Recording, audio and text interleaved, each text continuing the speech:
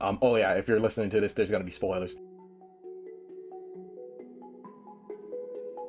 we gotta talk about that. So, I mean, I imagine whoever is watching this has probably already seen the show, but if you haven't, and for some reason you just stumbled upon this, I think we've already explained have we already explained the concept of the show? Did we explain it in the first episode? Do it again, because I don't think we did. All right. It's about a guy and a girl. No, wrong. It's about a guy and a bunch of women. And this guy, Shin, he is a failed writer. He writes these stories where no one dies, and for some reason that's an issue. It's not like there are like, a billion books out there where people don't die, but for some reason it seems very pertinent. And the reason why it's pertinent is because he himself was witness to the murder of his mother by the hands of his father. And so he has vowed that he will never write about death in any sort of way. So that's his life. And then one day he's greeted by a knock on the door, and there are how many women are there in this show? Is it Six, like six? yeah, it's like 6 women. I literally did the math in the first episode of like how much money he was like getting, and I think it was around like 30K a month. Yeah. So he is greeted by 6 women who each present him. I forget. Is it 1,000,000 yen each? Yeah, 1,000,000 yen. Yeah, I think it's 1,000,000 yen each of them give them 1,000,000 yen a month. Insane. Yes, Insane. who just show up at his door, no explanations, gives him 1,000,000 yen, sets down their stuff, and just start making themselves at home in his house that for some reason has 6 up to 7 rooms. Yeah, and they Even there's more than that, because he has a writing room. yeah, and there's rules. There's rules that he doesn't really know. Like they just Yes. tell him that there's rules. And for the most part, like from what he understands, he can't ask them about their lives, who they were before. He cannot go in to see their rooms. He cannot really. Am I missing something else here? Yeah, he can't go into rooms. He can't ask them about their past. And there's like a weird thing about like dinner, where it's like dinner has to be together. And there's like the last thing where it's like you can't get pretty much involved with like one of the girls. So like you can't go on private quote unquote dates with a girl that lives in this house. Man, the more I think about that, the more I realize that like the person who orchestrated that is a real dick. Yeah, we get to it. We get to it. Like even worse than I previously remembered. She has a yeah. It's a weird thing. I think they were counting on his what is the word? His sexual repression to fuel his anger. I think when it so. came time to like killing that person. Like I think I do mention later. I think she does give like a really good bait. I forgot what she says specifically, but she does a good bait that I was like, okay, I can see this character Shin actually going for this bait and like stabbing this person.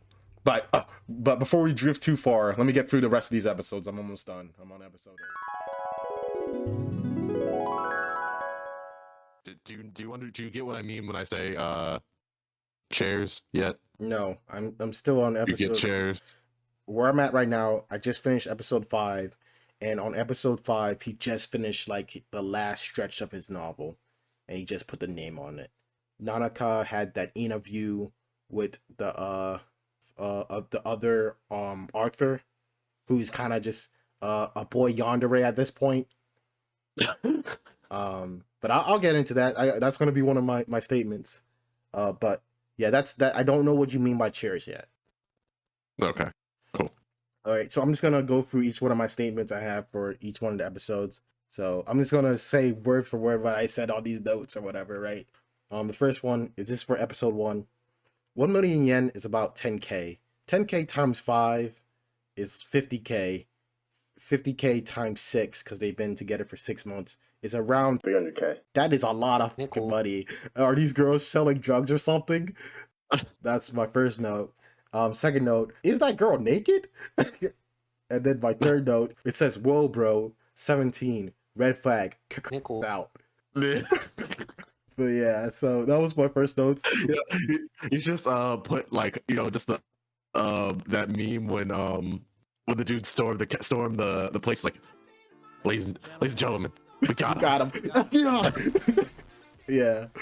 But yeah, the only other thing I want to mention that I didn't write on here was like when the girl just randomly popped into his house. I was like, that was like a really like good reaction where he's like, "Yo, who the f is this?" Yeah.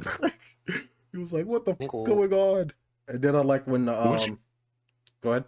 which girl shows up first? I think it's Yeah. I think it's is it the actor lady? Is the actor lady or the yoga book lady? Yeah, yeah. But yeah, it was like, and I like when the oldest one come me, I think that's how you say it, shows up and she's like, "Yo, you see that shrine over there? Get the rid of it, just straight up. I don't give a fuck if that's your mom's asses or shit. Get it out of here." She came in here. Showed up in the house, and she was like, "Established dominance immediately. I am Big like Papa." like a true pimp would. Yeah. Second episode. She just sitting there. She was sitting there in the corner reading Iceberg Slim. Yeah, episode 2 was why are they bringing this Yuki, the rival artist, forgot his name, into the story. I don't quite understand his purpose in the story, and it seems kind of weird. So that's all I wrote for episode 2. Episode 3, I said, man, this critic guy's a hater. Why is he such a hater? And then I said, like, a side note to it is like, I think the critic guy is the guy that's sending the messages to Shin. I think he's like involved in some type of way. I don't know why. It might just because he just hates him that much. And then the last note I have for episode 3 is, according to Million Dollar Yen Woman, Kevin Samuels is wrong. You don't gotta do shit to get high caliber woman. And then on episode 4, I said Yuki is about it. She got suitors like 21 Savage. And then I said, does Minami be killing too? Because this is like I think I wrote this when they were talking about the scene, like they were talking about like the his orphan brother or whatever, and she was just like, yeah, we should just get rid of him. And I was like, whoa, bro, where did this come from? Wait, what is this? Which episode is this? This is episode 4. Okay. And then the other thing I said for this is I said it's kind of ironic that he's writing a novel where no one dies and he's trying to kill bitches out here. And that's what I wrote for episode 4. And then episode 5, the main note I have here is, what a dude yandere. What's the other thing? I said, Shin, this is kind of a guess, and this is kind of just a note for episode 5. I said, kind of a prediction of like what his novel's about. I said, in Shin's novel, nobody dies, but no one's happy. And that's what I was like thinking about it. And then this leads into my guessing time, or like my guesses of like what's gonna happen through the rest of the show or whatever. I said, all these women have read Shin's book and they've been deeply moved by it. And let me start from the beginning. All these women have read Shin's book and were deeply moved by it. I bet they had an internet forum called "I want to F Shin so bad," and then they moved into his place. You think that's that's what's going on? I think something along the lines is like, I think they read, like, they all have read his earlier books, and they somehow kind of knew each other before they even met, before they even came to this invitation. And if they didn't, they had like some type of meeting or whatever. And in episode 5, the whole thing where Nanaka says like, hey, I know who invited us or whatever, and she said like, it's someone you know. And I think that person is either the dad, the mom of the cop that was murdered, or his publisher. And if you had to make me choose from the 3, I think the publisher makes the most sense. And last thing I want to say about episode 5, when he was writing the last part of his novel, I really got the like Death Note eating chip vibe. If you ever seen that thing where it's like, I take a chip and I eat it, it is just like super intense in so many cuts. But yeah, that was my thought. And that was like everything I thought of the first 5 episodes I've seen. I'm planning to go finish up the rest of the episodes, and then we have a larger discussion. And those are my guesses. So do you have any questions for me before we cut this off? Because I want to keep this short because I don't want to get too much into your opinions. Do you have anything you want me to think about, or do you have any questions for me? Yeah. What happened with Midori in episode 5? In Midori. What happened with her? I don't know too much. They really focused on what's she called, Yuki, and her whole like, I'm married to an old dude. Nothing really happened other than like the stuff where she was about to kill the orphan brother, but didn't, and she had that whole like weird thing in her room with Shin, and was like saying, "Would you fuck me?" Pretty much. Oh, oh man, that was so cringe. uh, That was uncomfortable. That's exactly what we were like, this is a good show, man, but there's really uncomfortable parts of the show. yeah, but yeah, the main thing that happened on episode 5 that I remember, or I think is the most impactful, is Nanaka was talking to Yuki, and Yuki called her stupid, and then she had that interview with the other artists, and then he went all like, "I must have her," saying some crazy shit. Yeah. Oh, one other thing. Feels super bad. Feels super bad for the secretary. She seems like a really nice girl that sims for this dude, and he just abuses her. Yeah. I'm gonna ask you definitely again. Remind me to ask you about your opinion on the side characters. Well, first off, what is your opinion on the wife, or no, not the wife, the mother of the man that Shin's dad murdered? Yeah, I think it's super interesting. Knowing me at the beginning. Yeah, I don't. I think that's super interesting. I don't like. I think it's like not a crazy thing to have, because like I really like how like they kind of have this weird relationship where like there's an understanding where like this terrible thing. They're both victims. They're both victims, but they're victims in like super different ways, and they're trying to like she's trying to keep like a cordial. She's. I feel like every time she sees him, it's always trying to like keep that in the forefront, where it's like I can't blame this person because we're both victims. Yeah. And I think that's like super interesting. Okay. And seems reasonable. It seems reasonable.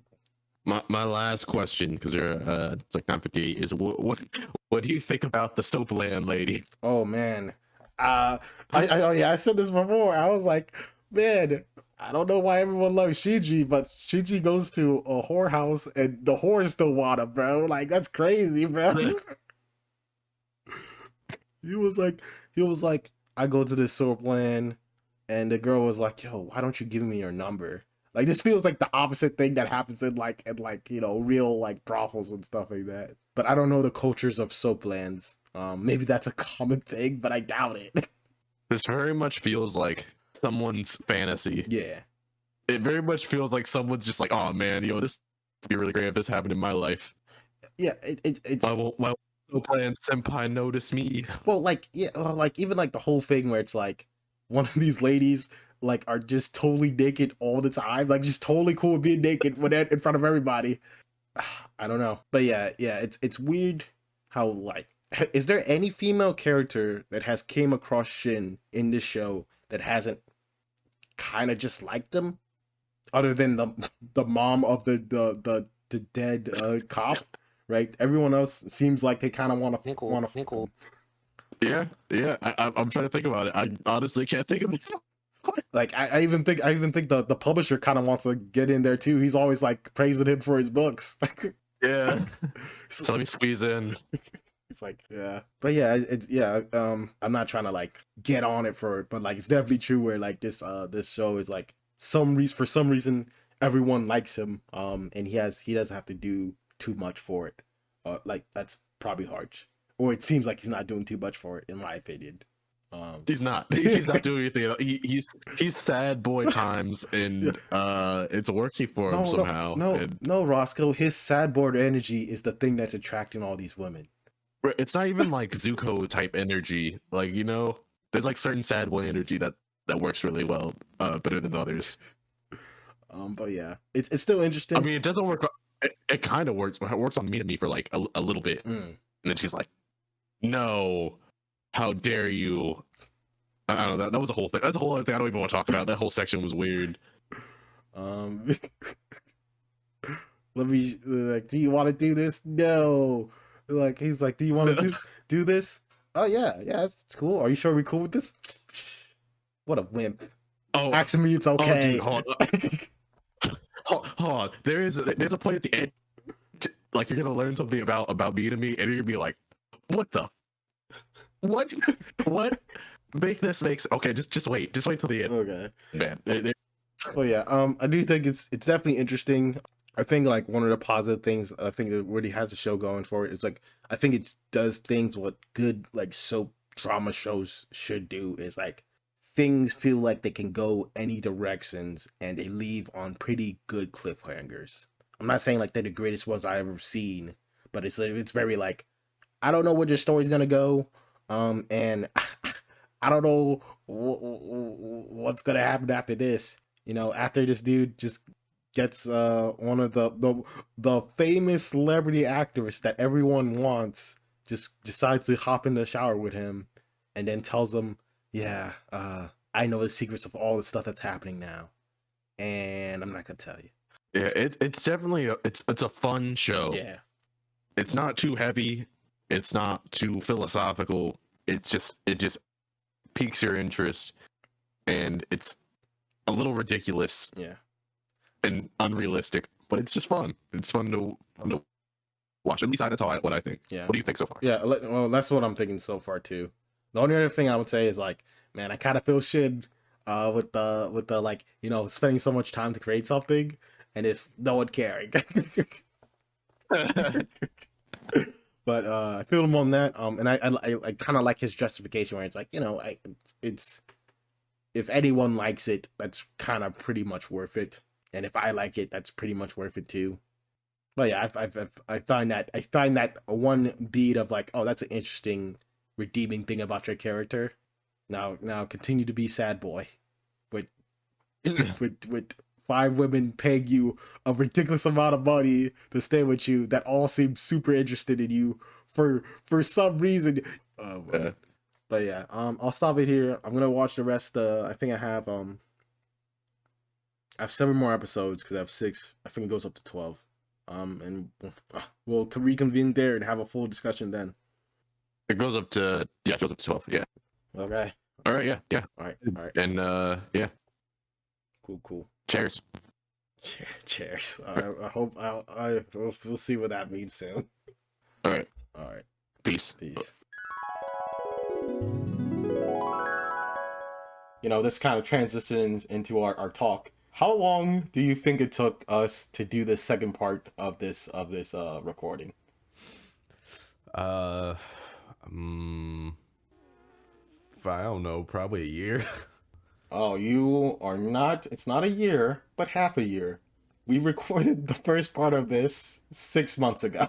While I am disappointed, I am also a little bit more optimistic at the same time. Yeah, so like I think it was like June 8th. I think it's like six months on the dot because we're recording this on like December 8th or whatever.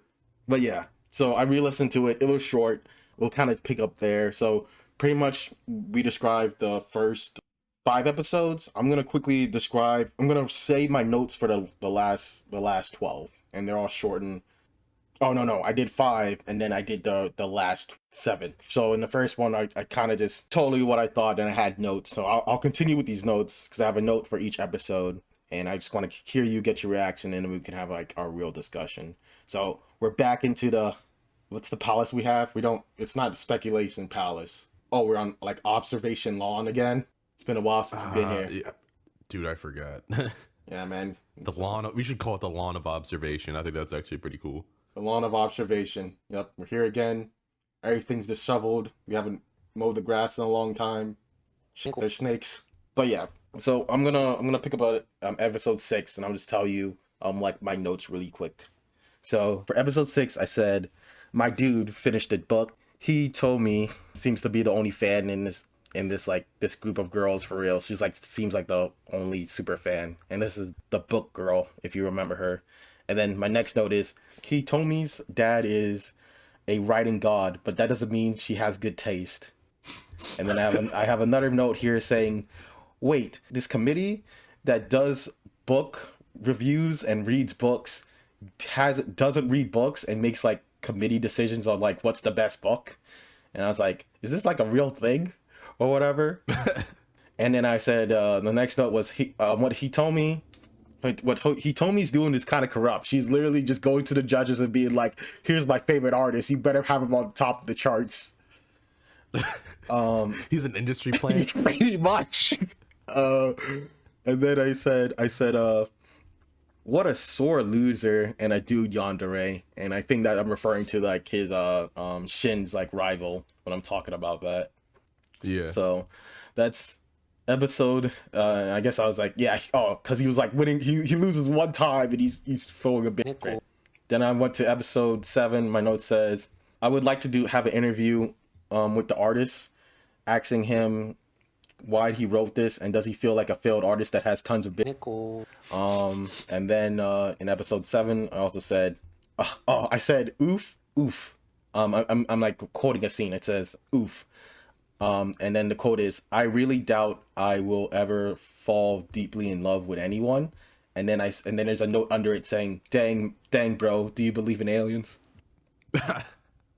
Insert here the Toradora snippet. Yep, I'll insert there. And then right here, insert the girl tripping really hard, because that is fucking hilarious. Which scene is that? Oh, yeah. And then for episode 7, I said, Nanaka. It says, it talks about Nanaka and says, like, it's like, really? You just watched this dude throw up and this is the best time to kiss him?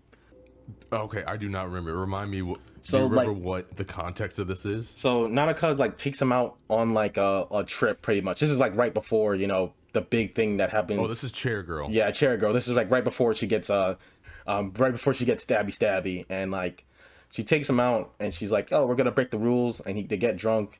And then he froze up. And then she kisses him. I was like, man, that seems like the worst time to kiss someone, like right after they threw up.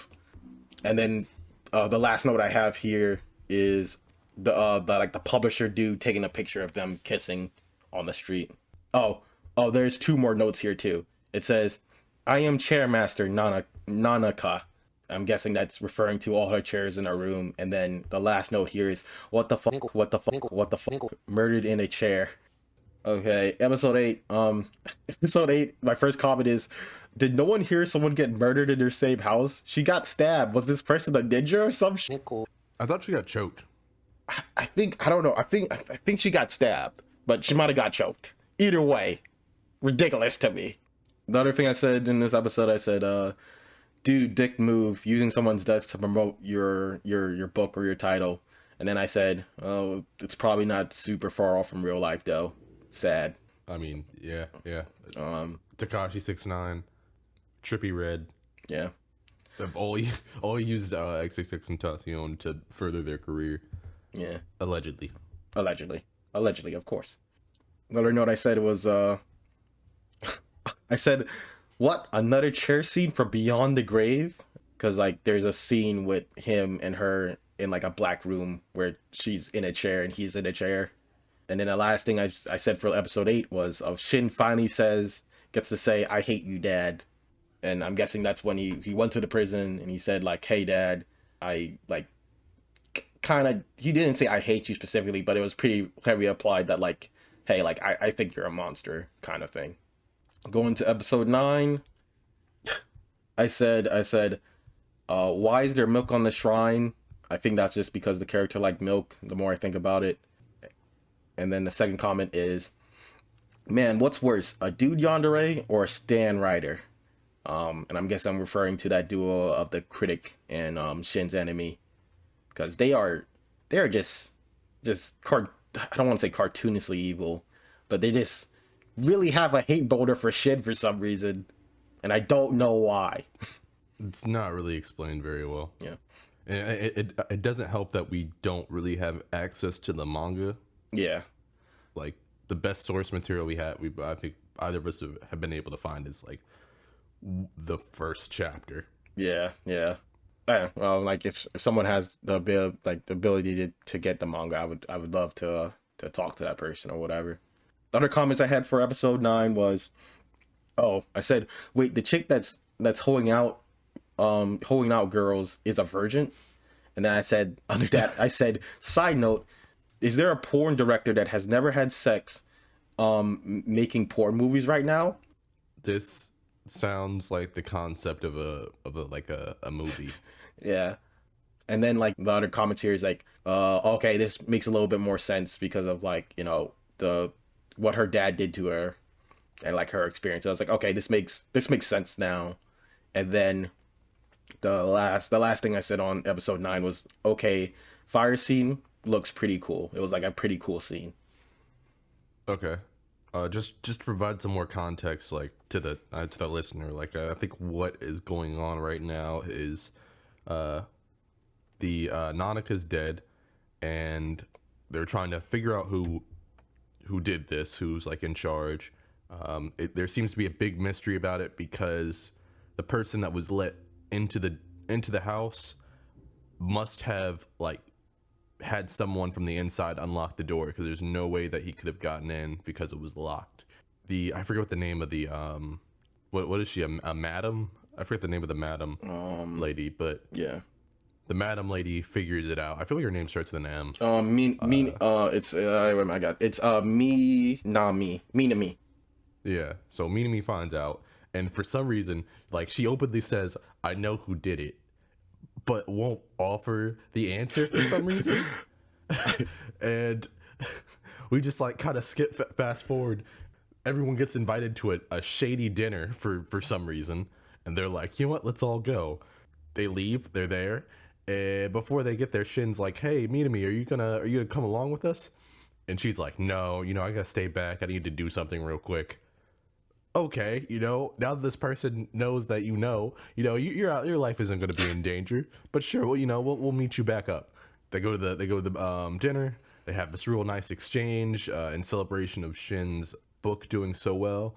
They come back home and the house is on fire, and Minami's charred remains are later found in the building. Yeah, it's like, I know the reason why she didn't tell anybody, because we got two more episodes to go. Maybe 3. That is the only answer that makes sense. Like, without the manga as a source material, or anyone that has really read the manga, I have no reason but to believe that was the only conclusion.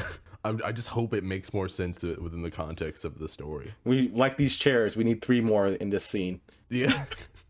We didn't have enough chairs. Episode 10, I said, what's a win when the loser doesn't care? Pretty much this whole episode, I think, is just like they're like, everyone moves out of the house that doesn't exist anymore, and they're kind of like asking why this stuff happening. Minami gives the 17-year-old girl pretty much her whole business, and her bodyguards, and she's pretty much set for life or whatever. And they're like they're all trying to figure out what's going on, and I wrote that note. I don't know specifically why, but I did write that. And then the last thing I write for episode 10 is, why, Yuki, why? That's the whole new note. And I'm guessing this is what is Yuki. Is this when you find out that Yuki is the crazy killer? Yeah, I think this is like the very end of the episode when Yuki comes into like Shin's new apartment and pretty much says like, hey, I'm the person that did all this shit. Yeah, after Shin goes on he goes on the television. Yeah. Okay. This what makes that would make my note makes more sense, because like when Shin goes on the television, he kind of doesn't care about winning this argument. And just the biggest MacGuffin. I mean, it's not technically a MacGuffin, but it feels like a MacGuffin. Like he remembers one single exchange that they had, that and he's able to put together that, oh, you've been lying to me, so you must therefore be the killer. Yeah, and then and it wasn't even like a really big like, it was something that like, oh, obviously you could forget this. Yeah. Because it's not really that important of information. But he just so happens to pull like a Sherlock Holmes at that one particular moment. It's also like he was like, yeah, I'm gonna call you out on TV too, so now you have to see me since I said it on TV. And everyone's like, what the fuck is he talking about? What's he saying? But even then, he doesn't kill her. Even then, she doesn't kill him. Yeah. And he doesn't go to the cops. Yeah. I mean, I guess it doesn't make sense because she's like super rich, and there's like, I think that's what they tried to hint to, and I'm hoping that the manga did a little bit more justice to. Yeah, and I think at the very end they were like very like, her husband that you've been seeing glimpse of was a fixer, I guess. Like he would like fix elections and stuff like that, and she was also like super rich and powerful. And I think there was like an insinuation that she was like attached to the police, so she was able to like cover up stuff too. And Moving on to episode 11. This goes great with my first note. It says, "Is Yuki a stan or just a yandere?" The immediate note under it is, "Oh no, she's just a murderous yandere." So, like, for context of the viewer, again, this is like the part of the show where pretty much Yuki tells her reasoning, and her literal reasoning is like, "Hey, your books are not that interesting. They were like meh to me, but I just saw that you hated murdering, and I just wanted to make you push you into a corner to murder people, specifically me." This just seem it seems like she's just like a ridiculous movie director. It's just like, you know what? I really want you to have the best performance. Like, it's like do you know the guy that made 2001: A Space Odyssey? It's not Stanley Kubrick. He's like known for when he directed the movie The Shining, for like torturing one of the artists. Basically, like, he would like psychologically torture like the actors and make them like record over and over and over again. And some of the best performances in the movie like aren't really the people acting. Like, it's more so they're just so frustrated with how many scenes that they've had to do, or like the kind of fear that the director instilled into his cast, that like they weren't really even acting. It was more so like, oh no, I really felt like afraid for my life, or I really felt very frustrated and tired and just wanted to go home. I didn't. That's kind of what this reminded me of. Yeah, I didn't know that. But yeah. So pretty much she comes in, she says like, "Hey, I set this all up. I killed the two girls, and the reason was to like make you successful and to like push you into this corner." And now she's like giving him this ultimatum to kill her, or she like threatens to do like other bad stuff. I think her threat, and I think this was the bait that I think that was really good. I think her bait was like, "If you don't kill me now, I will kill like the other two girls." And the short of the scene is Shin doesn't do it, and she's like, "All right, I'm glad I've like tested you and seen you this far, and now I'm done with you, and I'll just look out for your next book or whatever. Like, I'm like, this is done. This was fun for me. Now for me, it's time for me to be crazy somewhere else." Yeah, and so the last notes I have here is, "Yuki, you nickel." Obviously, I said, "Oh yeah, this is a good bait." And then I said, I think at the end, there's a scene with the publisher and Shin. And I said, I think there's like a small quote where like the publisher says like, "Hey Shin, you were always a genius. You were always like a genius, and this is why I like your work." And I said, "Dang, the publisher is a true homie." Yeah, the publisher was the true best girl. The whole time. And then for the last episode, I said, what the fuck, the homeless girl is the new Minami. And that's getting, like, I guess, like, pretty much in the last episode, the youngest person that was in the house, I forgot her name or whatever, she pretty much gets Minami's job, as I said earlier, and she pretty much kills Yuki using Minami's connections. And her brother. Yeah, and her brother. She uses her brother to clean up the body. Yeah. Well, at least he has a job now, I guess. Yeah, now he can finally start paying her back. It's like, do it again, I'll run you over. I'll run you over twice as hard next time. And then the last note here is, I have a couple more notes here. It says, I said, number one sip. If you're not happy, I'm not happy. And I'm guessing that's referring to I forgot her name. I said her earlier. Exactly. That is how much of a boring character she is. I mean, I can find her. I think it's Hitomi. Yeah. So she says that, or pretty much at the end, because they're like trying to like end this thing on a slightly happy note. And I have another note here that says, "I'm your number one fan, and I'm going to live with you." And then as another comment says, "Nah, get out of my apartment. I got a girl at a soapland waiting for me." The real best girl. The real best girl. And then as like I said, I think the last comment I have for episode 12 is, "That's one strong counter I will give you, Himatoi. You can't control who you love, and you don't need a reason to love someone or whatever." And then I said, "But side note, have you been going to the School of Ram?" because this seems like what Ram would say. You know what? Ram may not win, but Yeah. at least good for Itomi. Oh, Ram wins. She gets her